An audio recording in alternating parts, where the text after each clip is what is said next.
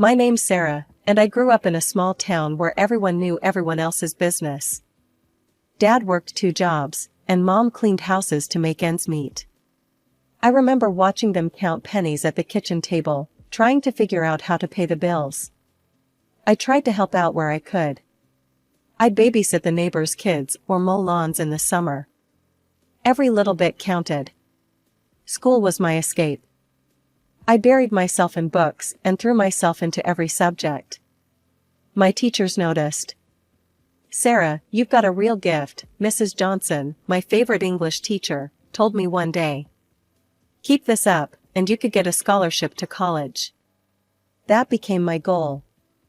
I'd stay up late studying, determined to make something of myself and help my parents. Our next-door neighbors were a different story. The Millers were what you'd call a dysfunctional family. Mrs. Miller was always yelling, her shrill voice carrying through the thin walls of our duplex. Mr. Miller was quieter, but he didn't work and spent most of his time drinking on the front porch. Their son, Jack, was in my class. He was a quiet kid, always hunched over like he was trying to disappear. No one really talked to him at school. One day, I saw him sitting alone at lunch, and something made me walk over. We started talking, and I realized Jack was actually pretty smart. He had a dry sense of humor that made me laugh, and he was great at math. "You want help with your algebra?" he offered one day when he saw me struggling. From then on, we became steady buddies. Jack was different from his parents, kind, thoughtful, and eager to learn. We'd spend hours talking about our dreams for the future. "I want to work with computers," he told me one day. "Create things that can change the world." "I want to fly," I admitted. "See the world from above." He grinned. "You'd make a great flight attendant." As we got older, our friendship deepened. Jack became my confidant, the person I turned to when things got tough at home. One day Mrs. Miller was gone. She'd run off with some rich guy she met online, leaving Jack and his dad behind. Jack tried to act like it didn't bother him, but I could see the hurt in his eyes. "Maybe it's for the best," he said, his voice hollow. I hugged him tight, wishing I could take away his pain. As senior year approached, college applications loomed. I threw myself into every extracurricular activity I could, determined to get that scholarship. The day the acceptance letters arrived, I tore mine open with shaking hands. Full ride to State University. I ran next door to tell Jack, but his dad answered. "Jack's not here," he slurred. "Left for some tech school out west." Didn't even say goodbye. That fall, I left for college with a mixture of excitement and sadness. Jack and I had drifted apart, and now he was gone without a word. College life was a whirlwind. I threw myself into my accounting studies, determined to make the most of my scholarship. But even as I crunched numbers and balanced books, a part of me yearned for something else. One day, I found myself staring out the window of my dorm room, watching a plane streak across the sky. That old dream came rushing back, to be up there, among the clouds. 4 years flew by, and before I knew it, I was back in my hometown, fresh degree in hand. My parents were so proud. "Our little girl, the accountant," Dad beamed, hugging me tight. I forced a smile, not ready to burst their bubble just yet. That night, I took a walk down my old street. I paused in front of the Miller's house, memories flooding back. The place looked abandoned, weeds overtaking the yard. "If you're looking for the Millers, they're long gone," Mrs. Thompson, the neighborhood gossip, called from her porch. I walked over. "What happened?" "Old man Miller passed about a year after you left for college."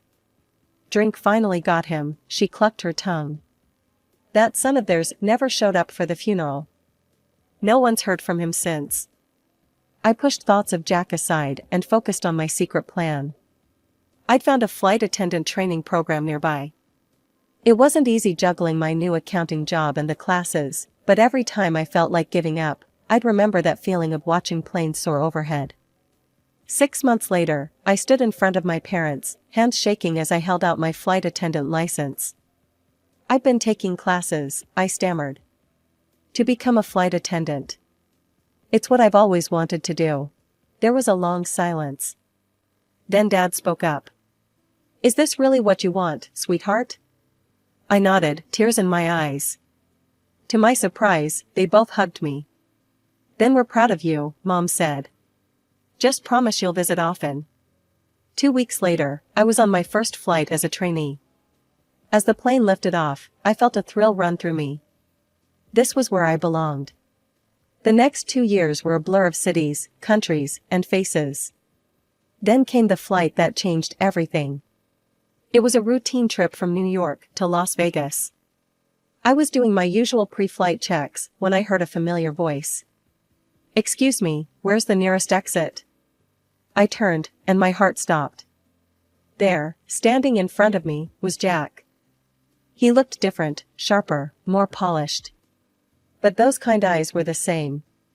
He recognized me at the same moment. Sarah, is that you? Jack, I breathed. Well, it's been so long. We stared at each other, years of unspoken words hanging between us. Then the captain's voice crackled over the intercom, snapping us back to reality. I have to finish my checks, I said quickly. But maybe we can talk later? He nodded, a slow smile spreading across his face. I'd like that. As soon as the seatbelt sign turned off, I made my way down the aisle, my heart pounding. Jack was in seat 14C, his eyes lighting up as I approached. We chatted as much as we could during the flight, catching up in bits and pieces between my duties. Jack told me he was working in IT now, something to do with casino software. He seemed different, more confident, successful. As we began our descent into Las Vegas, Jack scribbled his number on a napkin. Let's catch up properly. Dinner tomorrow? I hesitated for a second, then took the napkin. I'd like that. The next evening, I found myself sitting across from Jack in a cozy restaurant off the strip. The years melted away as we talked, laughed, and remembered. As the night went on, I felt that old connection reigniting. Jack was still the same kind, intelligent guy I'd known, but there was a new edge to him, a drive that was almost magnetic. We started seeing each other regularly. Jack's work kept him in Vegas, and I managed to swap shifts, to spend more time there. It felt like we were making up for lost time. As the weeks turned into months, I watched in awe as Jack's success grew. He was in demand, his company expanding rapidly. And through it all, our relationship deepened. One evening, after a particularly successful deal, Jack took me to the top of the stratosphere. As we looked out over the glittering city, he turned to me, his eyes shining. Sarah, he said, getting down on one knee. You've been my best friend, my support, my everything. Will you marry me? Tears sprang to my eyes. Yes, I whispered. Yes, I will. Our wedding was everything I'd ever dreamed of, elegant, joyous, and filled with love. As we danced under the stars, I felt like the luckiest woman in the world. Little did I know, our perfect world was about to be shattered. The day that would change everything started like any other. I was home, enjoying a rare day off, when there was a knock at the door. I opened it, and my blood ran cold. There, standing in the hallway, was a face I'd hoped never to see again. Well, drawled a familiar voice. Aren't you going to invite your mother-in-law in? Jack's mother sauntered into our apartment, her eyes darting around greedily. I stood frozen, watching as she ran her fingers over our furniture, examining everything. Nice place you've got here, she said, her voice dripping with false sweetness. Is it owned or rented? Before I could respond, Jack walked in from the bedroom. He stopped short, his face a mixture of shock and something else. Was it fear? Mom, he said, his voice barely above a whisper. What are you doing here? She turned, a wide smile plastering her face. Jackie, my boy. Can't a mother visit her successful son? Jack seemed to shake himself out of his stupor. Of course, it's been 15 years. Oh, details, she waved her hand dismissively. Now, tell me about this lovely home. How much did it set you back? I watched, bewildered, as Jack answered her. $2,500,000. Her eyes widened, a look of pure joy spreading across her face. My. And what other properties do you own, son? The next few hours were excruciating. Jack's mother peppered him with questions about his finances, his business, his assets. Jack answered everything, seemingly unable to refuse her. Finally, as evening approached, I thought she'd leave. Instead, she dropped a bombshell. "Well, I'm exhausted," she announced. "Jackie, be a dear and show me to the guest room. I'll be staying here for a while." I looked to Jack, expecting him to say something, to refuse. But he just nodded, avoiding my eyes. "Of course, Mom. I'll get your bags." That night, as we lay in bed, I turned to Jack. "Are you really okay with this? After everything she did? How she treated you?" "People change," he said, but he didn't sound convinced. "Let's just give it a chance, okay?" The next few weeks were hell. Jack's mother, Veronica, she insisted I call her, was a nightmare. She criticized everything I did, from my cooking to my job. "A flight attendant," she scoffed one day. "Couldn't you find a real career?" I bit my tongue, reminding myself to be civil for Jack's sake. But it was hard. Veronica acted like an angel around Jack, all smiles and motherly concern. But the moment he left for work, the mask would drop. One day, as I was preparing to leave for a flight, she cornered me in the kitchen. "Listen here, girl," she hissed, all pretense gone. "I know what you're after. My son's money. I've seen gold diggers like you before. But let me tell you something, that money is mine. I raised that boy, and I deserve it." I couldn't believe what I was hearing. "You abandoned him," I spat. "You have no right." "I have every right," she cut me off. "And unless you want me to make your life very difficult, you'll do exactly as I say." "What are you talking about?" Her eyes gleamed with malice. "You're going to pay me $10,000 a month." I felt sick. "You're insane. I'm not paying you anything." She shrugged. "Your choice. But don't say I didn't warn you." As I left for my flight that day, my mind was reeling. I knew I had to tell Jack, but would he believe me?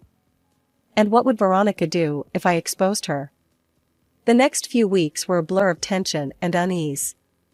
I tried to talk to Jack about his mother's behavior, but he always brushed it off.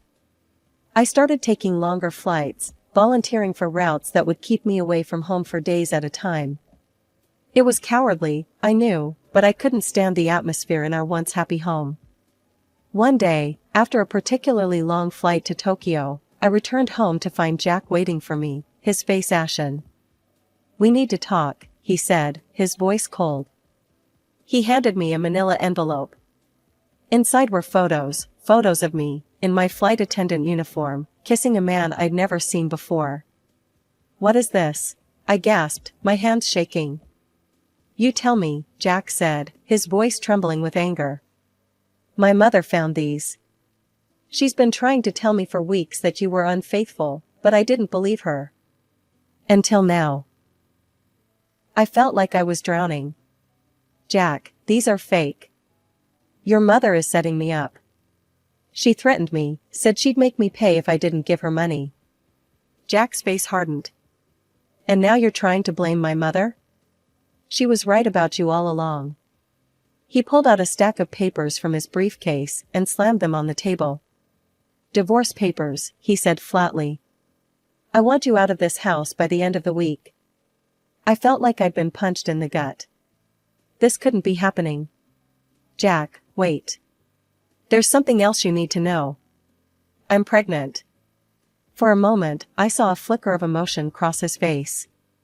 Then it was gone, replaced by a mask of anger and betrayal. "Convenient timing," he spat. "But how do I know it's even mine? For all I know, it could be your pilot friend's." With that, he stormed out, leaving me alone with my shattered world. I sank to the floor, sobs racking my body. How had everything gone so wrong? And what was I going to do now? As if summoned by my despair, Veronica appeared in the doorway, a triumphant smirk on her face. Well, she drawled. Looks like the little gold digger's plan backfired. I looked up at her, anger replacing my sorrow. You did this. You set me up. She shrugged, not even bothering to deny it. I told you I'd make your life difficult if you didn't play ball. You should have listened. With that, she sauntered out, leaving me alone with my thoughts. As I packed my bags that night, my hand rested on my still flat stomach. I had more than just myself to think about now. I had to fight for my child. I stood on my parents' porch, my hand shaking as I rang the doorbell. When Mom opened the door, her eyes widened in shock. Sarah, what's wrong, honey? I burst into tears, collapsing into her arms. Between sobs, I managed to explain what had happened. Mom and Dad listened in stunned silence. You'll stay here, Dad said firmly when I'd finished. We'll figure this out together. The next few months were a blur. Unable to fly due to my pregnancy, I took a job working remotely as an accountant for Mom's friend, Linda. The work was mind-numbing, but it kept me afloat financially and gave me something to focus on besides my shattered life. 7 months after leaving Las Vegas, I gave birth to a beautiful baby boy. I named him Michael, after my grandfather. As I held him in my arms, I felt a fierce love and protectiveness I'd never experienced before. I'll make this right, I whispered to him. I promise. But even as I settled into motherhood, I couldn't shake the feeling that something wasn't right. The photos, Veronica's sudden reappearance, the way Jack had refused to listen to me, it all felt too calculated. One sleepless night, as I rocked Michael, I made a decision. I was going to fight back. The next day, I hired a private detective, a no-nonsense woman named Rita. I need you to follow my former mother-in-law, I told her. Something's not right, and I need proof. For weeks, I waited anxiously for news. Finally, Rita called. You're gonna want to hear this, she said grimly. I listened in horror as Rita played back recordings of Veronica's conversations with a man she called her sugar daddy.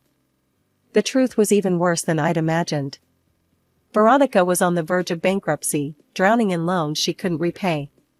Her plan was to use Jack to clear her debts, then get rid of him and take everything. I've got it all worked out, Veronica's voice crackled through the speaker. Once Jackie signs over everything to me, we'll stage a little accident. His new wife will take the fall, and we'll be set for life, baby.